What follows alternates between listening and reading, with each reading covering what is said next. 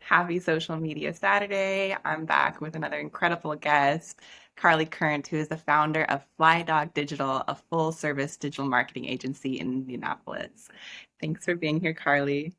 Hi, thanks so much for having me. Yes, of course. And so Carly and I met via LinkedIn, and I had seen her post about her digital marketing agency and just the different types of clients that she services. So could you just give us a little bit of background about how you got into digital marketing and then how you came to have your own agency? Yeah, so I have a marketing degree from college, worked in some corporate marketing careers and corporate marketing jobs in my 20s.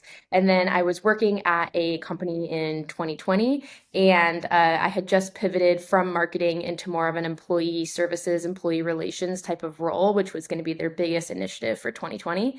And then when the pandemic hit, they were not concerned about employee relations anymore, but they were like, nobody's quitting. This employee retention program isn't necessarily our biggest priority anymore. And so the company went through several rounds of layoffs, and I squeaked through the first couple of rounds, but didn't quite make it through the last round of layoffs. And so I was laid off in my job in October of 2020, and I started applying for other jobs. The job market at the time was just a total dumpster fire because everyone was getting laid off everywhere, similar to kind of what's happening now in 2023. And I was applying for probably 40 jobs a day, just anything that had marketing in the title, internships to like director levels. I was writing custom cover letters for almost every single job. I mean, it was like 10 hours a day of applying for jobs, just hounding on LinkedIn and Indeed and all of these places. And I Full just time never heard job, back. applying for a job, right? Yes. Yeah, I was like, it was really exhausting. It really was. And I never heard back from really anywhere. It wasn't even no's, it was just silence. I would see these jobs on LinkedIn that someone had posted it like 4 hours ago, and there was like 312 applicants. And I'm like, how am I ever going to be even noticed in this pool of applicants when they're getting so many so quickly? So I got really discouraged, and I had a lot of really great corporate experience. I knew I was a really great employee. I worked really hard, and I finally said, you know what? If nobody is going to hire me, then I will hire me. And I decided to start my business, and I was just going to do it for a little bit while the job market cooled down. COVID was only supposed to be like 2 weeks, and so I Exactly. was like, I'll just do it. It's gonna, 2021 is gonna roll around and things are gonna even out, and I can look at some corporate careers then. So I started my business. I was offering social media management because I had done some social media in the past and some marketing roles. I found a couple clients. My first client was my aunt. And then I did a lot of networking. Ended up really liking the social media route. I made a website for myself, and then one of the clients that I had said, "Your website looks really good. Could you make me a website?" And I said, "Probably. I don't see why I couldn't do that." So I took a website design course and then started offering website design as a service. That was in the beginning of 2021. And then if you fast forward to today, which is May of 2023, we're a full service digital marketing agency. So we do a lot of social media management and a lot of website design, but we also do paid social ads, Google ads, SEO, email marketing, really anything that kind of falls under the digital umbrella. We have 4 full-time employees and 5 other contractors. So including myself, we're a team of 9. And it's been, yeah, it's been really great. It's grown really fast. It's been really rewarding. And I feel sort of like for the very first time that I'm exactly where I'm supposed to be. Like all of this layoff was supposed to happen. It was supposed to push me into this career. I had a lot of other past experiences in corporate doing employee retention and employee engagement, which I absolutely use now with full-time staff and our contractors. I just kind of bounced around jobs, and I feel like a lot of those things that I did in my 20s helped me to be successful in the position as a CEO, running an agency that Right. I'm in now. It's been a good journey. And just such a true entrepreneur journey of that you were thrown into it. You had your aunt as a first client, somebody in your circle, and then you grew from there. And I really love that piece of somebody said to you, "Oh, your website looks great. Can you do it for me?" And you said, "Okay, maybe I guess I can." And you just figured Yeah. it out. And it's really that is the in my experience the whole thing about it. You just say yes and then you figure it out. Um, so really impressive. Also that you had grown your team so much in that time. I mean, that's 2.5 years to go from solopreneur to a team of nine, you said. What what what has been some of the what was the kind of the process of that of that growth? Yeah, that's a good question. When I got to the point where I felt like my capacity in terms of hours was tapped out and I wanted to continue to grow, I felt like I had three different options. One option was to just raise prices and continue to do it all myself and kind of stay in this freelancer route. The other option was to kind of move maybe into more of like a coaching program and have a lot of passive income sources, do some coaching, which you can charge really high ticket for, and kind of be able to do that, or to go into the agency and the sort of management. And I've done some management in the past, some team management. I know I like managing people. And I could feel myself that I was at some point going to get burnt out from creating so much content all the time. And I love the content creation, and I still do a little bit of it. I have a huge hand in it, in with the work that we create for our clients. But I decided to pivot towards that agency route. So I brought on a contractor to start with, started to unload a little bit of work that I felt comfortable giving to somebody Not as always easy to delegate. perfectionist. Yes, Right. yes.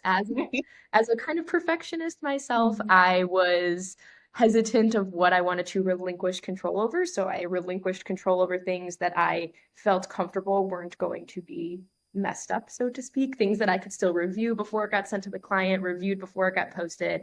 Um, so I started with that. She then just started working more and more hours. And when she was tapped out, I then brought on another contractor and she then started working more and more hours. I was still handling all of the website design for a while. And then the first full-time employee that I brought on was actually just in January of this year. We brought on a full-time staff. And so we've brought on basically one new full-time person every month this year. Almost. May will be the first month that we don't have a new full-time person start. So the website designer was the first full-time staff that I had, and that really freed up a lot of my time because the website projects are obviously like massive, massive projects. And Definitely. so Yeah. it was definitely a slow build, but I think we're at a good point of having a good balance between full-time staff and contractors that allow us to really, really serve our clients in the way that they need it. Yeah. Well, and it sounds like it was very organic. We have this amount of clients. I can handle it. I can't handle it. We need to bring somebody else. We need someone for this best specialty. So that's really interesting, and helpful to know like how those types of things grow.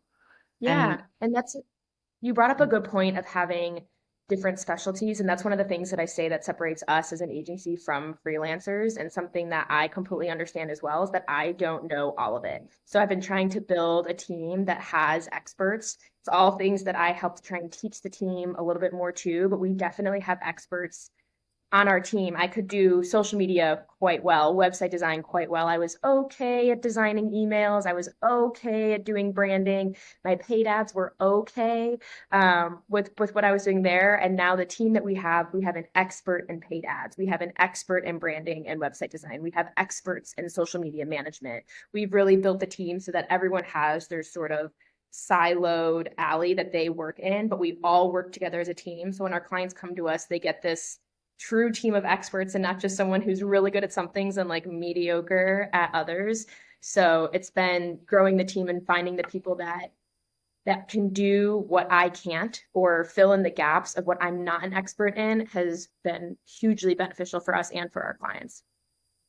yeah, I can imagine, and just kind of takes some of the pressure off of you as one person to do it all, as I know is sometimes the case for solopreneur social media managers or even social media managers in full-time positions. There's often this pressure to be the photographer and the graphic designer and the web designer. So I think it's really smart and also self-aware as a business owner to say, you know what, I can't do it all. I can do it all okay, but I want to be able to deliver a service that really is top tier Yeah. in And I all of think these. it's good for, yeah, absolutely. I think it's good for our team too because they get to do what they love to do the most. And a lot of times at agencies, you're thrown into wearing all the hats. That's, I feel like read in so many agency job descriptions, like you'll wear a lot of hats. And so our team wears a couple of hats, but the social media managers and we have social media and content managers on the team that create all of our social media content and email marketing content, and that's what they do. And then we have a Mhm. web and brand designer who does custom graphics for social. She'll create templates for the social media managers to use. She does all of our website design. She helps design different graphics for emails.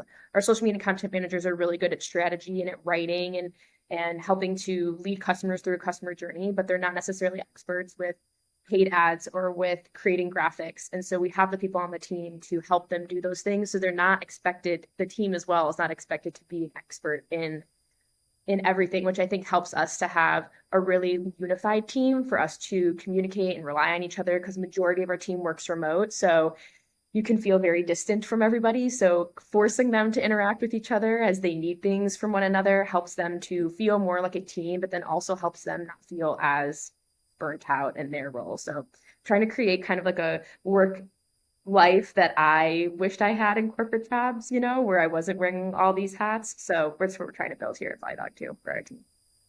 And that's really the beauty of having your own thing is that you are in the driver's seat. You get to shape the pace, the values, all of these different things. I mean, I could ask you a million questions about that, but I know we are running out of time. So I have one last question for you. Um, and it's kind of just some advice for people who may want to go your route. I mean, I was just doing some research and some sources say that there have been around 168,000 layoffs already in 2023. We're not even at the end of May. And so many people are considering, laying down the resume, closing the job applications, and just like you, hiring themselves and starting their own business. What advice do you have for people who are thinking about going this route? Yeah, I think that for me, it's been really rewarding and, like I said, feels like where I'm supposed to be. But I also recognize that it's just not for everybody. So my first suggestion would be to start as just this freelancer, do some stuff on the side, see how you like. Part of being the business owner and or even being a freelancer in social media is creating social media content, but a huge chunk of it is finding clients, doing consultation calls, doing reviews, sending contracts, sending invoices, promoting yourself, selling. Like there's so many other pieces into it. And it can be a thing that some people just might not enjoy. For me, that's not the case, but that's definitely the case for some other people. So I would say start as a side hustle, see how you like those other pieces. If you feel comfortable, you're not going to feel comfortable right away, but like if you like doing those, if you like that sort of challenge of overcoming objections on sales calls and things like that, then start to tiptoe your way into it more and more. Eventually, you have to make the decision of I'm going to take the leap and stop applying full time or quit my full time job and do this full time. So, but I always recommend that people ease into it so that they don't make a potentially uh, but make a mistake. They don't make the mistake in Right. moving all the way to Put something all your that's not eggs in going to. the basket. Hmm. Yes, exactly. Yeah, one of our team members used to be a freelancer, didn't love it, loved what she was doing in the creating content, but didn't like the finding client piece, and now she works for us full time. So it's like I said, it can't be for everybody, but I feel like it's very rewarding. You get to build great relationships with your clients. And like I said, I feel very much where I'm meant to be. So I would recommend that people start, ease into it, use your network, post on your personal Instagram, your personal Facebook, your personal LinkedIn. You never know who is looking for somebody. And a lot of our clients came to us from like a past coworker's mom or like a coworker's brother's friend that has needed things. Someone I knew from high school. I just did a consultation call with that I haven't talked Random to people in since your high school. network. Hmm. Yeah, there's so many people that are in, even if you don't think you have this big network, you just never know who's looking for the services that you have. So it's a great place to get started and start that tiptoe. Start slow and tap into your network. I think that is great advice. And Carly, thank you so much for your time today. I really appreciate it. Really enjoyed connecting with you. And for anyone watching, you can read her full transcript below of the interview and find her social links. Check her out. Check out FlyDog. And thanks again. Thank you.